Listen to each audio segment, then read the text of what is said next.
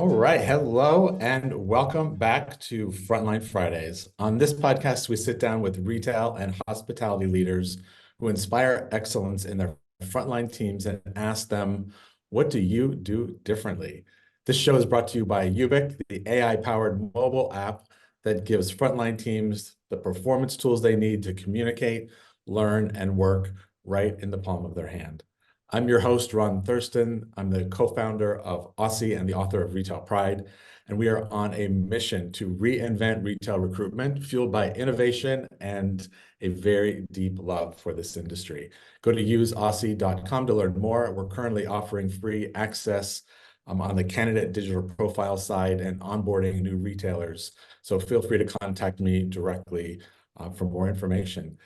Today, this is actually going to be a really fun conversation because Brian and I are friends, and we go back 20 plus years. I think we're not exactly sure which year, but we have known each other for a very long time.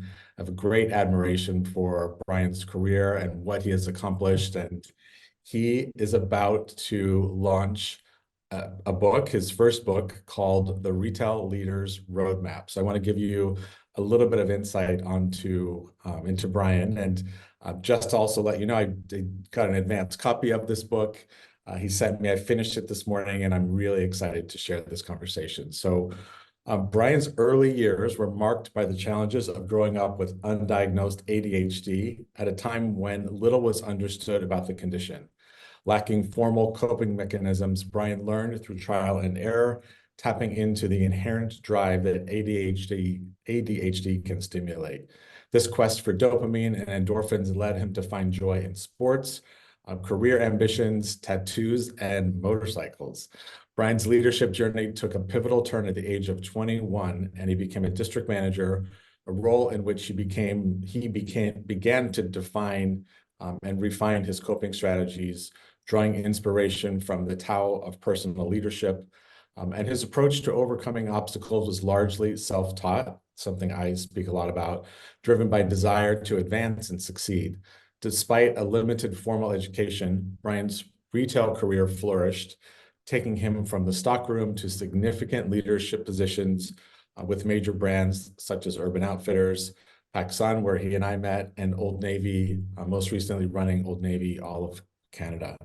In his new book, The Retail Leaders Roadmap, Brian shares the effective strategies he developed through his experiences. For Brian, retail is more than a profession. It's a legacy that fuels his dedication to mentoring the next generation of leaders and making a significant impact in the industry. So Brian, welcome to Frontline Fridays. I'm very happy that you're here with me today. Well, thank you, Ron. I'm looking forward to the conversation. I've been waiting for it for quite a while. You have, and you and I have been a bit on the author journey together. I remember when you called me a couple of years ago and you're like, I'm ready. Like I'm ready to write this book. And so first, just kind of kick it off. Why did you write it? And we're going to go in more about your background and more about why. Yeah, I appreciate that. So, after 3.5 decades of grinding it out and working for organizations, right, 1, 2, or 3 organizations, I felt it was time to find a way to get to the masses. And how do I do what I do for one organization and do it in such a way where the millions of people, regardless of what country, you live in, I'm able to connect with you and interact with you. And the book was the first step in what will be many more steps to come. I love that. And the core foundation of it, and we've marketed this a little bit, is around learning how to become unstuck.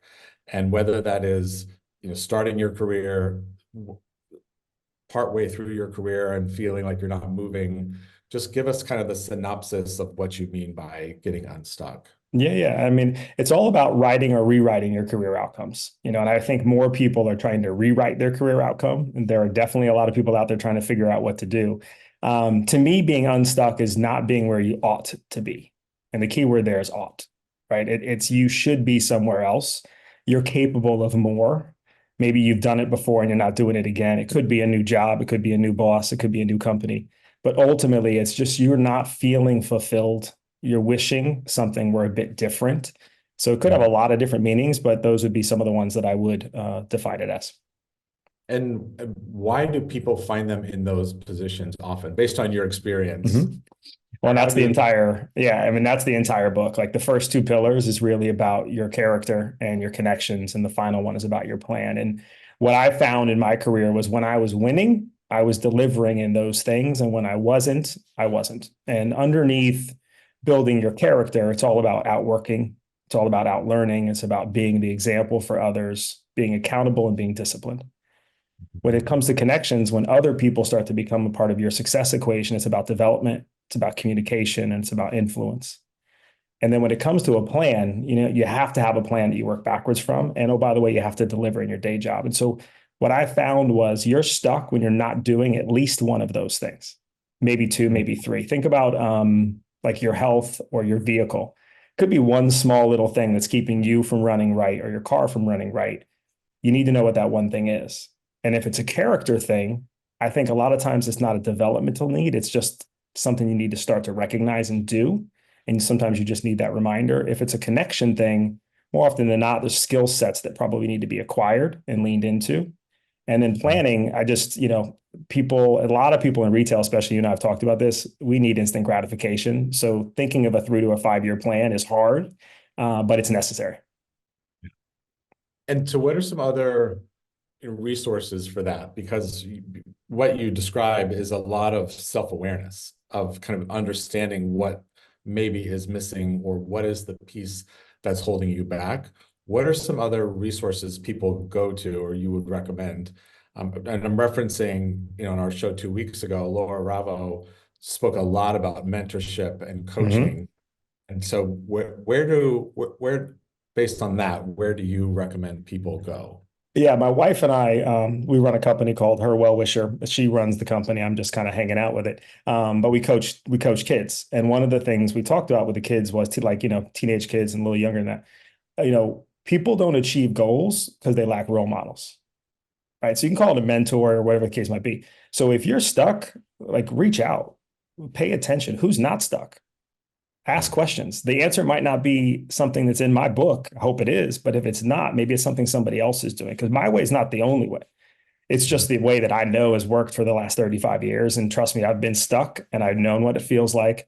And I've been completely unstuck and I know what it feels like. And I can tell you through observation when I am and when I'm not. And so yeah, I think, call it a mentor or call it a role model, seek people out. People don't like the word followership. Talk about that in the book as well, because we were taught to lead, don't follow, right? You need to follow. You need to find the right people to follow because somebody else has forged a path that you need to be paying attention to. So that would be my best advice. I love that term, find people who are unstuck at that time. And I also think it's a bit of self-awareness that you realize people are not unstuck their entire career. Oh, It's you absolutely. are stuck at moments, and then you share what that looks and feels like, and then hopefully that helps other people. Um, 100%. 100%. dig in. So when you were like, describe some time when you were stuck. What did it feel like? How did you diagnose that? I don't think we have enough time on the show to talk about how many times I've been stuck. But I'll give you one example. When I was 25 to 30, that 5 year period of time, I was in my own way. I took myself too seriously. It's an example that I use when ego gets involved. I thought I was better than I was. And in doing so, I wasn't out working anymore. As simple as that. I wasn't working hard enough. Other people were outworking me. I no longer was as open to learning new things. I wasn't setting the best example. I wasn't setting a terrible example. I wasn't being accountable, and I sure as heck wasn't being disciplined. So really, what it came down to is those things that I knew I had been doing from age 17 to 25 that got me where I was to be a regional director. I wasn't doing them anymore. And so I recognized that at about age 30. And once I did, I just started to kind of knock it off and do those things. And that's when I leaned into the connection part of it. And I knew that if I was going to continue to ascend and grow my career, I had to build better connections. I was good at developing talent, but my communication needed to improve and my influencing skills needed to improve. And so I would say from age 30 on, that's really where I leaned in to be able to, obviously put what I say is better quality food on the table for myself, but also for many other people as well. And in the book, part of what you describe in order to kind of create some of that food is a pretty lengthy list of book recommendations. Absolutely. Kind of talk to us a little bit more about why that's an important part of the book. It's not just your story. You're actually providing resources and tools for people to diagnose themselves. Yeah, yeah. I hated reading when I was told to read. Like I did not want to read in school. But once I think I was about 20, 21 years old when I realized I had run out of things to offer people. And I remembered I was a first year DM, and I was in Arizona, and my team was fantastic. And about a year in, I was done. I had nothing left. And so I picked up a couple of books and I read them based solely on what I wasn't able to offer, and it worked. And I started to teach what I was learning. And so I kind of played that forward throughout my entire career. As I would take input and then I would output it. And as I taught it, I became more refined in what it is that I was working on. And I'm sure some people were tired of me teaching it, but I was an avid reader and I loved to put the input in. Interestingly enough, since I started writing this book, I haven't done that. I haven't read a single book since then because all of my work has been on output. So I am looking forward to getting back to, reading some new books. Yeah. And sharing then kind of what they are and Mm-hmm. sharing this, kind of why did this inspire you? How are you adding this to kind of your menu of skill sets of different Yeah, things? yeah. And my wife's an executive coach and she's recommended multiple books for me. When people recommend a book, you tend to be, oh, that, you know what, let me better understand why this person who I have a great degree of respect for, whether it be, significant other, whether it be a boss, peer, or somebody else. So I recommend ask folks what books they would recommend. And if you have books that you would recommend or podcasts or whatever the case might be, like offer that up to people as well, because it goes a long way. Yeah, and I think we're also, I'm certainly proud of this, where people are writing books about retail field leadership. So part of what drove me 3.5 years ago to publish Retail Pride, thank you for having it behind you there, was really because I could not find a book to put on a Mhm. conference that was about the work that we have all done for decades that spoke in a language that was about retail.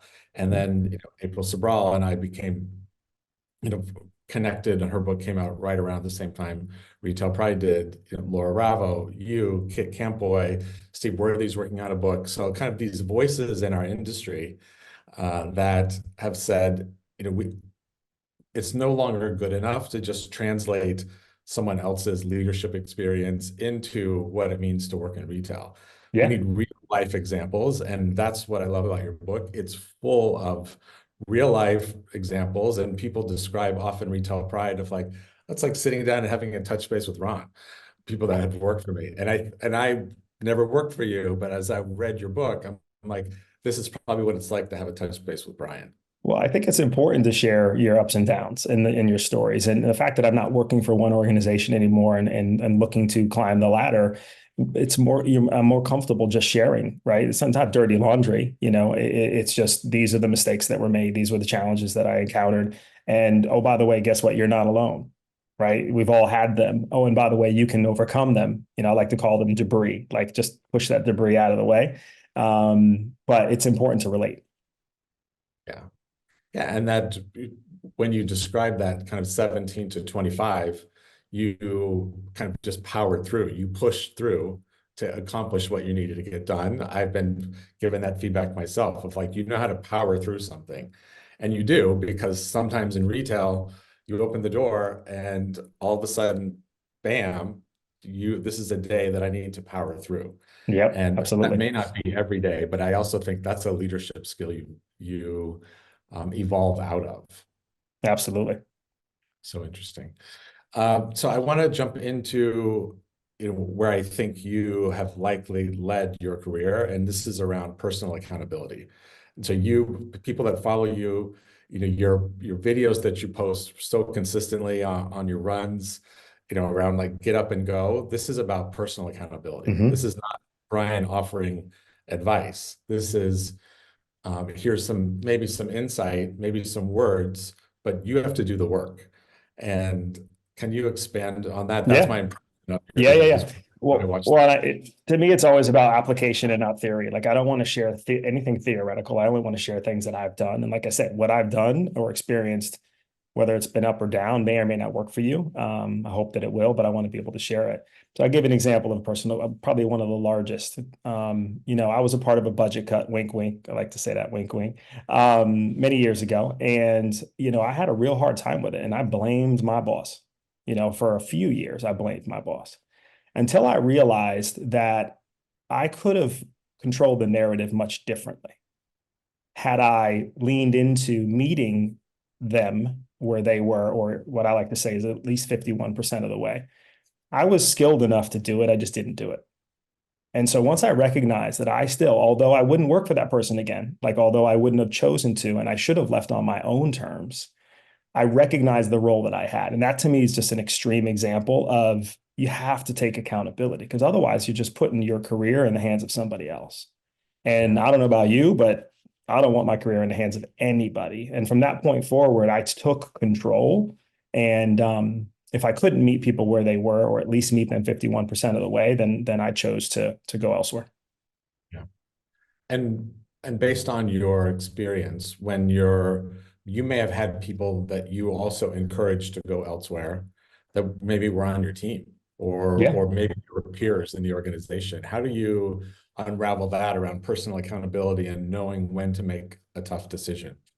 Well, I think in terms of like encouraging other people to go elsewhere, whatever the case might be, I've always said to people, like, I want to develop you or work with you in a way that you can be successful no matter where you are. And if you choose to work somewhere else down the road, that's fine, right? At the end of the day, but I want you to be the very best that you can be. If there's not a position for you and you're ready for more, I expect you to go somewhere else, right? If we can't hold on to you because we don't have something for you, I'd rather you go somewhere else and be able to learn the things that you need to learn through application, and then we'll get you back. Yeah. So I think we just need to do the right thing by people and things will work out. Mhm. Yeah, that sounds simple, but we all know how that It is. is. It's true. And you had mentioned some things to me that I'd never actually articulated or thought through in a in a linear way around managing up, Mhm. managing your boss, managing your boss's boss, and that part of getting unstuck is less about you, while personal accountability is also what do I need to do in order to feel like I'm being seen, I'm being recognized, but I'm also delivering on expectations that you may or may not agree with. But in order for me to get unstuck, I have to deliver what's being handed to me. Mhm. Walk us through that because I think you write about that really well. Yeah, well, thank you. It's the main reason why people get stuck. I think there's a lot of other reasons, but I would say, and the reason why it's the ninth practice is because it's also the one that's going to be the hardest for people. It's underneath influencing folks. Your boss and their boss will control your outcome. It's a reality most people don't want to accept because we want to stand tall on our own, and we should. But the reality is they hold the keys. They have to champion you. And not just one. I've been in situations where my boss championed me, but their boss didn't. And you know what? I stuck around a little longer than I should in that instance because their boss was the one that was ultimately going to decide whether or not I could work for them or not. So you need both. And what's hard is a lot of people don't want to do the work to align to them. My wife, sat me down one time as an example. I was miserable and I'm a pretty happy person. Was coming home from work pretty unhappy. And she's like, look, you need to knock it off. And I was like, if you know my wife, that's how she talks. I'm like, well, what do you mean? She says, look, you got a decision to make. You either need to find the professional contribution in your boss or you need to leave. And I thought for a second, I thought about it and I said, okay, let me put forth the effort. And I found it. And it was clearer to me the things that person did. I stopped judging them. I just looked at what it is that they did, didn't put myself in their shoes. And I recognized the professional contribution that they offered. So I met that person 75% of the way. And Mhm. then they started to meet me where I was, and we ended up flourishing together and having a really good time together working. But she said to me, they're not going to meet you where you are. They're just not. Now, you might be lucky enough to work for 2 out of 10 people that will actually work to meet you where you are. But I'm going to tell you 8 out of 10 won't. So more often than not, you're going to have to do the work. Now, if you can't align to them, if you can't see the professional contribution in them, therefore you can't put your head down comfortably at night, then that's when it's time to go. but put forth the effort first, because I will tell you more often than not, you probably can find it and you can start to influence the way that they think because they Yeah. start to value you differently. Yeah. And how do you work through then kind of managing your own ego? I've gone through this of saying, well, that's not the decision I would make Yeah. if I were in that job. That's not how I would do it if I were in that leadership role. Yet Well, you aren't. So how do you work through that? I mean, the best example for me was working for John Hauser at Urban Outfitters. When I first came to Urban Outfitters, I came from PacSun and we were very operational. And at Urban Outfitters, it was very entrepreneurial and there wasn't a lot of operations. And just the approach was so different. And he and I had the same experience at the time. We'd both been regional directors for 6 years, but he was the head of stores with them. He had just gotten promoted and I wanted to work for him. But initially I said, wait a minute, like I wouldn't do this. I would not talk to people this way. I would do it very differently. But I wanted to understand why he was so successful because he was, and he was valued by the people. And I said, if people value him, I need to figure out why.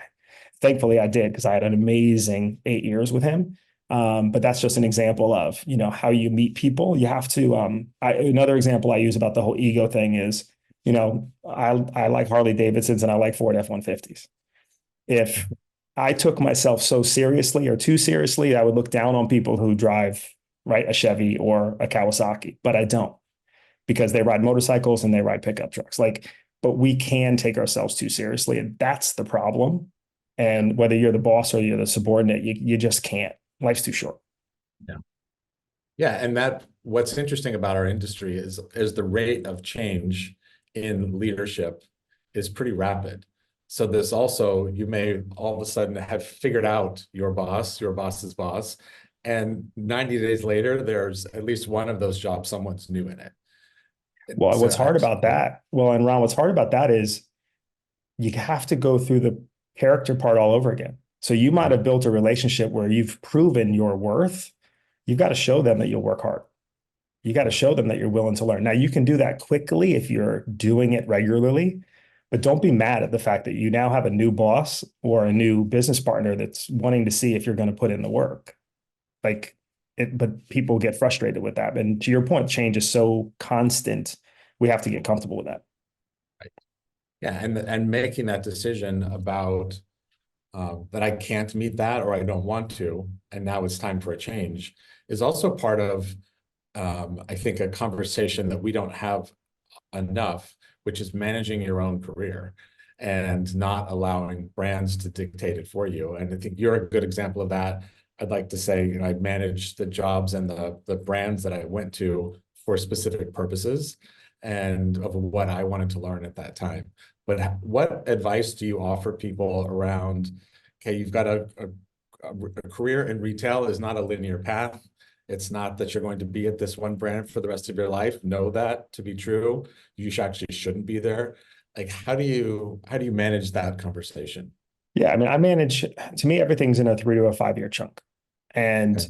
every role you can be best in class in that role in 3 to 5 years. And some people will push back on me and say that's not the truth. I was coaching somebody not that long ago and asked them where they wanted to be in 3 to 5 years. And they told me a senior DM from a DM. And I said, so you're going to tell me that 5 years from today, you work 365 days a year. Now, granted, not at work, but you're growing. And that's it. Like that doesn't make sense to me, but that's what we're told, right? Things take long. They don't take longer. Like 365 days a year is a long time. So how do you think about where you want to be? The problem I see also is people don't know where they want to be. I would encourage you to pick a lane, do the work, and quickly you'll find out whether or not you pick the right lane, but do the work so that way you can throw it out and start something different. But if you're wavering, I don't know, I might do this, I might do that, then 6 months, a year, 18 months are going to go by and you will have not really found out. And you also will not have progressed in anything because you're kind of giving a C effort at everything versus an A effort at that one thing that you really want to go after. And I think that's super important. Yeah. Yeah, and we've had people here on this show that have come from the field and are now in other corporate roles, visual merchandising, store operations, loss prevention. We've had all of these people on this show. And so I also think it's do the work, but discover what you're good at Mm-hmm. and then push even harder of saying, wow, I love store ops. I love, like, keep giving me more, keep giving me more. What else can I do? How do I get there? And you're right. There's no replacement for doing the work or recognizing your own skill set. Yeah, and then I tell people all the time, when you ascend to some VP roles and some chief roles, you're leading functions you've never worked in before. So no, so people need to understand like what is important in every single role. That's what this book is about. Like these three pillars, you don't even have to work retail. You just have to be an employee who wants to grow, or you have to be a leader who wants to get better at it. Like it translates to all folks in all industries. But I know retail, it's in my DNA. I grew up, my father, my grandfather before him. So I wanted to stick to that lane. But I think it's important that anybody who wants to grow, anybody who wants to be better at what they do, these pillars and practices work. Because again, at some point, if you want to get to the top, so to speak, you're going to have to manage functions that you've never done. And that's going to come down to your communication skills and your influencing skills and your planning. Right. That's so true and so interesting. And I think we can't speak about this enough, because so many people are feeling like this way of like, what's next? Where do I go? How do I manage my career? How do I manage after being kind of job eliminated? And there is that's happening. And so we have to also recognize kind of where we are in the arc of our career, and how to, that 3 to 5 year chunk is a really good way to think about it. It feels less scary.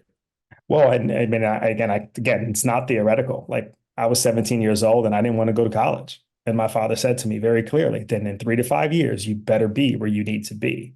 And I knew, I was lucky enough to know the normal ascension, I knew retail. So I knew what a DM's role looked like. And I was a store manager at the time. By the way, didn't have any business being a store manager at 17, but they gave me the keys anyway. But I knew what it was going to take. And so I just did it. And so I was 21, I was a DM. I was 25, I was a regional director.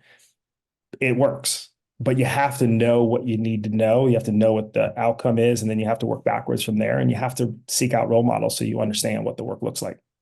Yeah, great. I want to wrap up with this idea of like 5 P's of performance, because it's woven through your whole book, and it feels like it's kind of who you are, what you speak about. So I want to wrap up and give you the chance to share your 5 P's of performance. Well, it's funny because I refer to it as you have to earn to learn. This whole book has so many great things in it, I think, that you will enjoy, that will help you better at what you do. But if you don't deliver results, you will not have a job. So the 5 P's of performance is really how you deliver, right? Performance is delivered by people first. Process is people first, product a very close second, prioritized, with processes to support, which drives productivity. It's a lot there, but every single one of those words that starts with a P matters. The prioritization and the process portion is where I think people get stuck the most. I think people can accept people are the priority and product is important, but you have to prioritize it. Holiday for retail, you're not going to get to everything. So make sure you get to the most important thing. So, by the way, the companies aren't going to tell you that. They want you to get to everything. So the person who is your boss has to help you prioritize, right? And oh, by the way, don't create a process for something until you've prioritized what to go after. Otherwise, it's a waste of time. So you have to deliver. You're never going to learn if you don't deliver, right? If you're not winning at something or delivering, your boss is over your shoulder constantly, right? Every mistake you make is the reason why you're not winning, rather than every mistake you make is the reason why you're learning. So you have to deliver. And I refer to it as podium moments. Like you have to be first, second, or third. You don't have to be first all the time. But if you're in the running all the time, you'll get gold more often than not. And that chapter gets very technical. There's going to be a lot more that I'm going to talk about to support that particular chapter, but you have to earn to learn. Yeah, I love it. I love it. And that's also hard to recognize sometimes earlier in your career, is that no matter how much you think people like you, that you have to earn to learn, and you have to deliver. And while I have sat on the board of nonprofit organizations, it all sounds really fun, but we still have to deliver results. And if you work for any serious retailer, it is about delivering results, maybe more today than ever before. But I can't think of a time in my 30 plus year career, probably neither can you, knowing the brands you work for, where delivering results wasn't the number one KPI that you talked about. Yeah, and you got to start with people. The problem is people don't start with people. People are the differentiator. Like people, when they are emotionally committed to you and to the work, they will deliver 30 or 40% more than they do today. And we're cutting people left and right because the P&L tells us it's necessary. And I get it, get it. But if you lean into people the right way, you'll get the productivity you need that'll more than offset the opportunity that's there. Great. Well, I hope, Brian, that people use your book in these meetings to put people first, because I think the way that you have laid it out in a very articulated, pillar-driven, kind of in some ways processed, thoughtful way is really how people will get unstuck. And I'm so happy to know that this book is hitting the universe and hitting brands. So where can people find you? Where can they find the book? You and I will be together at Shop Talk, Yep. 9-10 days. So tell us how people can find you. Yeah, so retailleadersroadmap.com is where you can absorb some content. There's a lot more that's about to occur. You can look me up and subscribe to my YouTube channel, which is where my videos go. Obviously, follow me on LinkedIn. Book drops on Tuesday, March 12th. You can purchase it initially on Amazon. Soon, I'm not sure after that, on other websites and in other bookstores. I'll also throw a quick shout out to International Women's Day. My wife, Melissa Librach, I would do us no service if I didn't. Look up my wife, HWW Fitness. We run a business called Her Well Wisher, as well as the Well Wisher Company. So look her up, look me up. We're looking forward to being action orientated in wishing you well in 2024 and beyond. Amazing. Thank you so much, Brian. I'm really proud of this work that you've done. Thanks, Ron. I appreciate it. Looking forward to more. Audience. Yeah, and you have a huge audience of people that have worked for you that I know, just like they did for me, will read this and get a little bit of Brian, in there with their morning coffee for sure. Thanks, Ron. Thank you. So to our listeners, keep learning, keep inspiring. I will be back in 2 weeks on March 22nd with another incredible guest, Michael Saldana, who's the Senior Retail Operations Manager at Untuckit, and learn about his journey from the field. Be sure to follow YOOBIC on LinkedIn for sure details of that, as well as past episodes. And if you're on the hunt for next generation communication, micro-learning, task management tools to guide your frontline teams into the future, check out what YOOBIC can do, and you can click the link in the comments here. So have a great weekend, everyone. If you are at Shop Talk, come find Brian and myself in Las Vegas starting next weekend, and have a great weekend, everyone. Thank you.